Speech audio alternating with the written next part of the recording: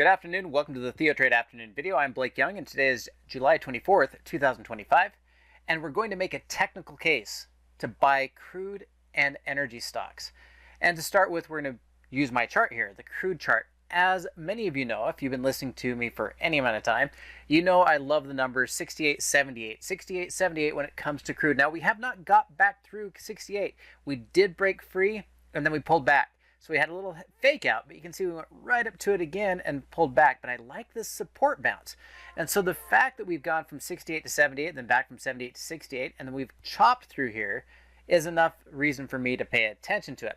But the fact that we bounced off of this low and created a channel that is climbing is very interesting to me, because even at 66, we're set up for a bullish move back up to 68, 69. If we're going to 68, 69, we should be going up to 78.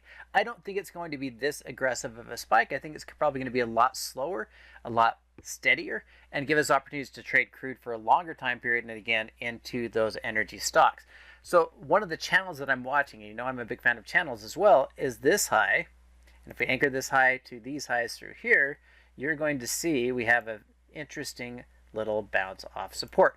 And we have this consolidation, 1, 2, 3, 4 on the top side, both as resistance and support, 5, 6, 7 off the downside. So I am looking for that 68, 69, 70 sometime, possibly even by the end of next week. But if we're going to get that far, we're probably going to continue climbing, and I would imagine we're going to climb in $4 chunks. So if we can break through 70, we go to 74, we pull back, we go from 72 to 76, we pull back, we go from 74 to 78 over the next month or 2 months. And if we look at energy, it had a similar channel, but we broke through lower as far as the channel is concerned, but we went to test horizontal support, and it's picking up faster. You'll notice it's picking up faster than crude. And one thing I would say is that energy stocks have a propensity to make money. Even if oil prices just hold at 68, they're sitting on very good margins. So if we go to 70, 75, 78, all the way up to the top, then their margins get better and better and better. So I like the idea of going into energy here, not only expecting it to get back to 90, but probably up to 94, 95, again, probably in the next month. And so we could be headed for 95 in energy. And the nice thing about energy stocks is that a lot of them pay good dividends. The dividends, even on the ETF, is 3.3% roughly. So you're getting a solid return as a dividend stock compared to bonds that's roughly in the same area. And you're also getting a stock that could appreciate 5, 10, 15% this year, and possibly even 5 or 10% in the next month. If we get into individual stocks, you'll see it even more. XLE, the nice thing about XLE is you get the distributive portion of each of those dividend paying stocks to get you that 3.3% yield, and you calm down the volatility. If you look down at the volatility, the implied volatility, we're at the 16th% ranking or percentile, and that tells us that options are fairly cheap. Just remember, if you're going to buy options to trade energy, you're not going to get that dividend.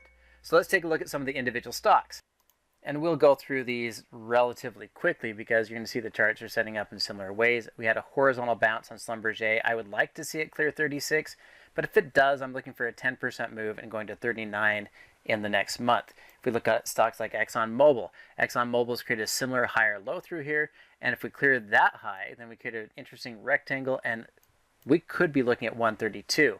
I'll start with the idea that we're going for the $5 move, but from 110 to 132, you're talking about a 20% increase in the price of ExxonMobil, and they're also a 3.5% dividend payer.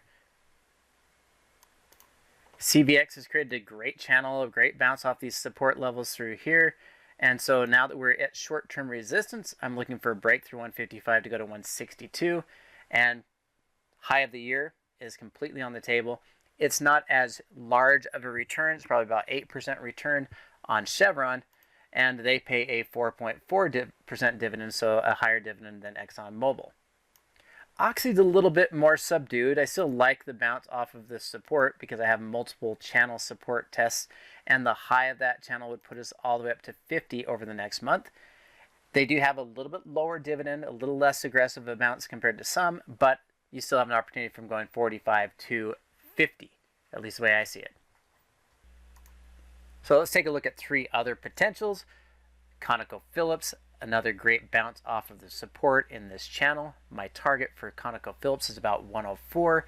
If we look at the dividend, another 3.26% dividend yielding stock.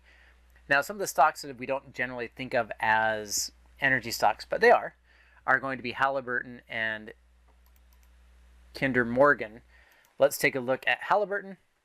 Halliburton is bouncing off the support. It's not looking like the same type of growth, but you can see we're kind of bounced from 20 up to 23 and from 20 up to 23 again.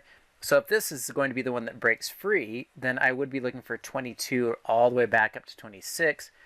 And now we're talking about a 20% return on a stock like Halliburton. Halliburton's dividends are 3%. Again, a good dividend stock inside the space. Kinder Morgan is a very good bounce. Not nearly as good of a trend being defended as we already broke through. We did get past earnings, a sizable bounce to take us back to the gap from earnings.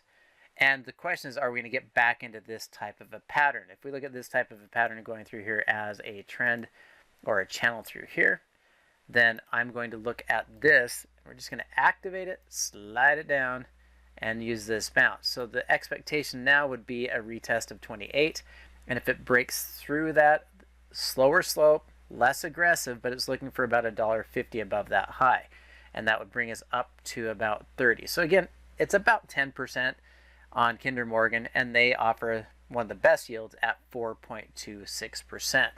And we could go back and look at the energy department's EIA.gov and look at some of the forecasting tools. This is West Texas Intermediate crude oil prices and the confidence interval, meaning what the probability of it doing in either side of this. The 95% confidence interval is that oil prices could go up to $120 a barrel sometime between now and 2027, so next 2 years roughly.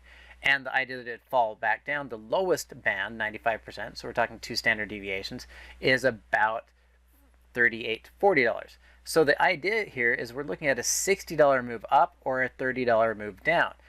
Twice the potential return to the top side than the downside, and despite the fact that oil prices have been sliding lower, it does look like the pointing upward in 2 years should be pointing to 120, and that will only support oil stocks or energy stocks for even longer.